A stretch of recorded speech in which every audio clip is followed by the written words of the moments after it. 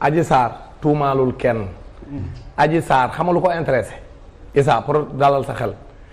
Adji Sarr nu mu génne ci situation bi la bëgg. su ma koy xalaatuma damay laajte rek. non dama lay wax man li ma gëm. Adji Sarr nu mu génne ci situation bi la bëgg. parce que Adji Sarr addunaam yàq nañ ko. Adji Sarr victime la. elle se sent séquestrée xale la boo xam ni. elle est séquestrée. elle est séquestrée elle est prise en otage par ay mag yoo xam ni am nañ problème bu ñu bëggoon a régler ak ab leader bu ñu ragal ne daa nar a remplacer leen ci nguur gi en 2024 ñuy xool pexe guñ ko éliminer ci course bi dem utiliser une fille vulnérable boo xam ne ay waajuram xëy na nekkuñu ak moom ñu xool nu ñuy jaaree pour yàq nit loolu moo tax Adji Sarr moom victime la te man li ma gëm mooy ay waajuram nañ dem jëli seen doom fi mu toll nii yëf yi kalaate na nan dem jëli seen doom waajuru Adji Sarr yi nañ dem bu dee am nay mbokk Sénégal nañ dem jëli seen doom dafa nekk en otage en danger te bu boobaa bu ñu ko jëlee comme moom ci situation bi ñëpp xam nañ ne wax na dëgg gi wóor na ko ni moom kenn violé wu ko moo bu boobaa ñu Sénégalais yi tamit ñu xam ne nit mën na juum moom Adji Sarr pourquoi parce que ñi ko juumloo dañoo am ay moyens. ñi ci seen i doom dee nag. waaw moom may ma rek ci laaj non ñooñu Mamour Diallo non déglu ma la wax dama ni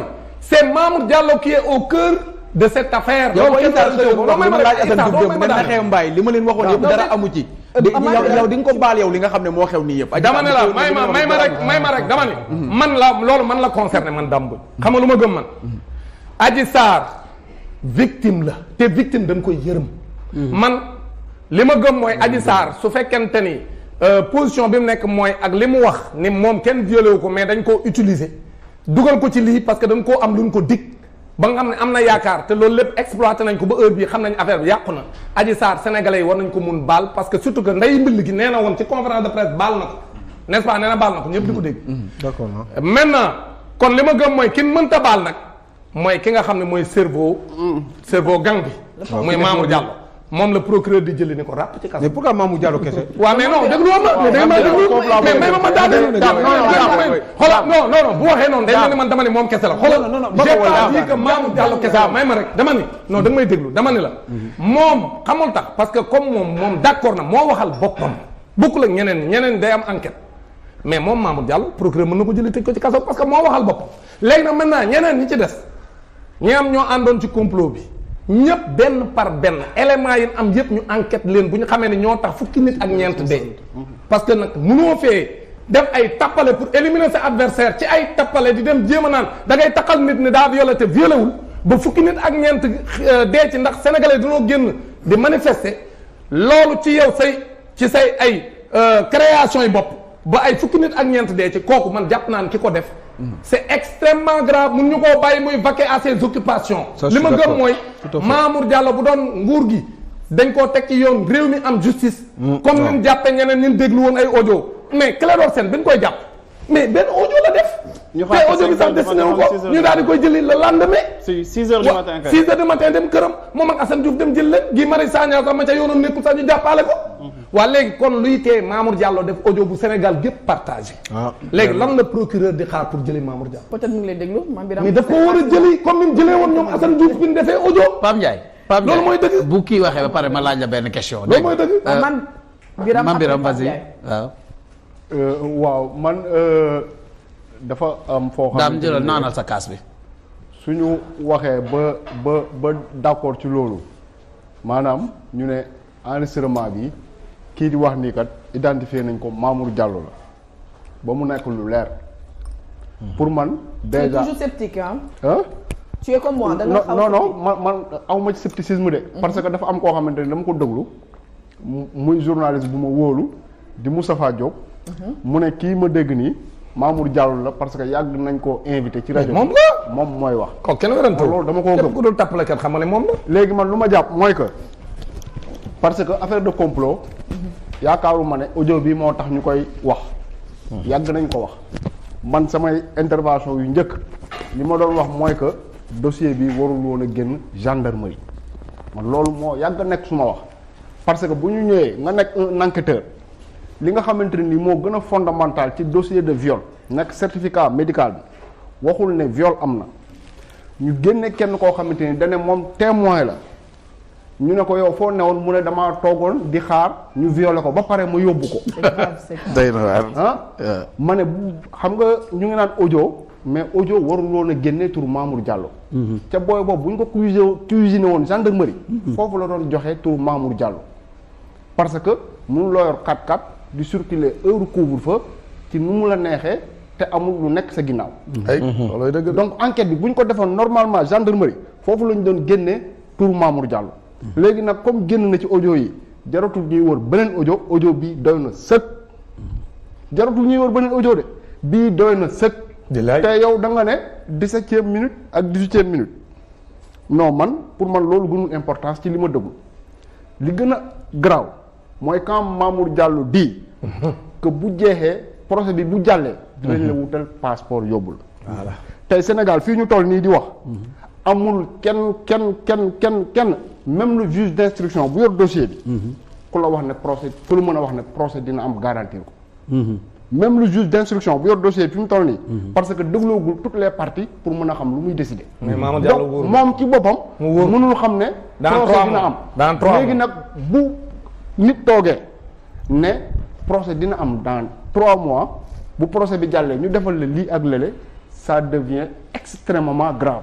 te Mamour Diallo c'est pas n'importe qui. absolument waxuma son passé en tant que directeur et autres mais élection locale yii mujjee passé nii nga xam ne janvier la woon. dafa présenté wu à Louga.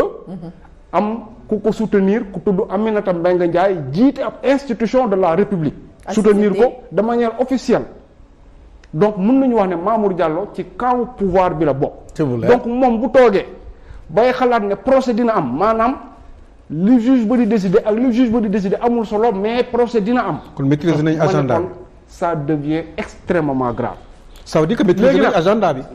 bien sûr. léegi nag pour man. Mamour Diallo c'est l'agneau du sacrifice. ah bon. waaw. comme pour je man pense que.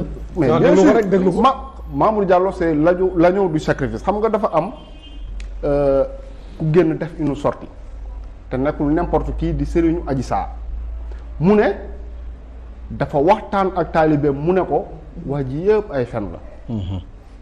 boobu rek déjà confirmation complot am na. léegi comme que xam nañu loolu il faut que ñu génne kenn sacrifier ko audio bii circulé kan moo ko génne. kan moo ko génne. est-ce que nit mën na taxaw fii mu garantir ne audio bi fii la génne. est-ce que ne ko pouvoir bi ñoo ko génne.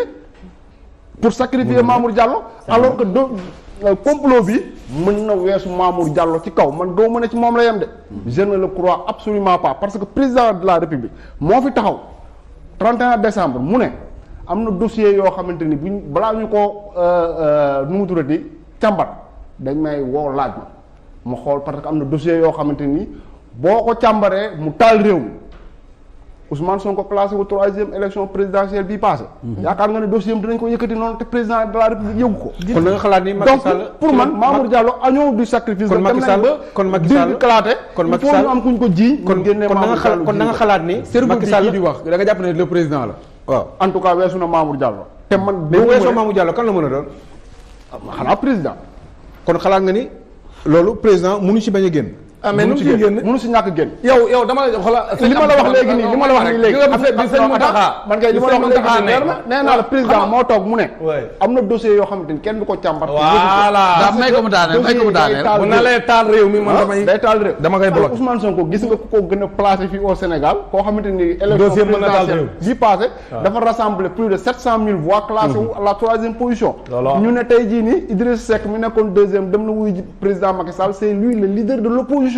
le leader de l'opposition tribunal mën na jékki-jékki convoqué ko. sans pour autant ñu mettre au courant les autorités compétentes. je ne le crois pas. kon yow da nga bëgg wax ni Macky Sall si mais waaw mais yow xoolal Aliou xoolal dama lay jox benn exemple. bi sëñ avant exemple bi balaa ngay ñëw xam nga yow pour nga daanal problème la. alors li ma ciy dool rek fenn laa dul d'accord ak yow daam parce que en fait xam nga xale bu jigéen bi bu nekkee li ñuy wax ñi yëpp dëgg la buñ ko bàyyee def ko benn victime dafay yomb trop. parce que aussi elle est majeure et vaccinée et koo xamante ni dem na. mais elle est vulnérable.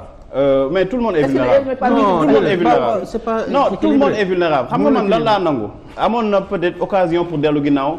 ba Ousmane Sonko dafay conférence de presse ni baal na ko. waaw mais elle a persisté bu nekkee lii ñuy wax encore une fois dëgg la dafa persister ci bêtise am bi mais est-ce que séquestré wuñ ko Pape Matar nañ dem ndànk de mon frère. ah est-ce que séquestré wuñ ko. parce que kii bi wax ni dafa leer ku daw di taal ay xam nga Mamadou Diallo bi wax ni dafa doon tentative di daw bay tëb ki ñu photo kooku gis nañu dernière vidéo ak image am yi muy génne xam nga xale bi di belli bàyyi ñu di naa ay séquestré moom mi ngi ci lu ko neex moom moo xamante ni tey jii moom mooy décider fan lay fanaan ak fu mu dul fanaan donc mi ngi ci liberté alors man dafa am loo xamante ni Pape Ndiaye bëgg naa ñu taxaw si parce que bu demee ba nit koo xamante ni yaakaar naa confiance dafay naturel ci surtout ci relation entre ñaari nit bu demee ba nit ki di xalaat am réflexe di la enregistrer c'est parce que peut-être dañ ko abusé te kii waxu ay ventilateur ak ay gars yi génn nañu boo moytul abus sexuel waxuma moo am de boo moytul abus sexuel am na ci xale boobu noonu te bu amee lu doy waar la xale bii ñi naan dañ ko violé boo moytul am na ñoo xamante ne tey jii dañ ko jël di ko tëddee di ko paasante di ko def du n'importe quoi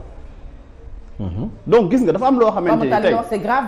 non boo moytul wax de ay question la dafa ma affirmation la tey am na ñoo xam ne alors ñu bëri la wax alors dafa am loo xamante ni parce que en fait gis nga ñun ci li ñuy sukkandiku rek mooy fait yi nga xamante ni dañu koy jox ñu koy commenter fait yi tey jii maa ngi yow bu ñu toogoon di waxtaan yaakaar naa doo jël sa téléphone di enregistrer bien sûr mais bu ma la abusé benn yoon soit ma abusé sa naïveté wala sa confiance demain boo ñëwee toog may wax ak yow di nga jël sa téléphone parce que da ngay wut preuve parce que da ngay naan kii nii trahir ma benn yoon wala abusé ma benn yoon dina capable laat abusé ma ñaari yoon moo tax man la xale boo moytu ñu ngi koy abusé abus bi mën na doon sexuel mën na doon leneen ak leneen mën na doon si naïveté bëggoon aussi ñu di ko dawloo à chaque fois di ko dawloo mu ne xaaral léegi ma préparé sama bopp dara loo xam ne dina waaw ba tey rek ba tey dañ ko abusé mooy naïveté wala leneen mais aussi dafa am loo xamante ni dafa quand même dafa xaw suspect bu ñu toogee di waxtaan taal ñu ventilateur taal ñu clim ba ñëpp demee ñu taal ventilateur ak clim xanaa dañuy sport loolu peut-être dafa tàngoon ah Pape Matar. waaw ba nit ñi toogee fi nga xamante ne tey jii bu nit ñi gën a bëri si la tàngaay di gën a bëri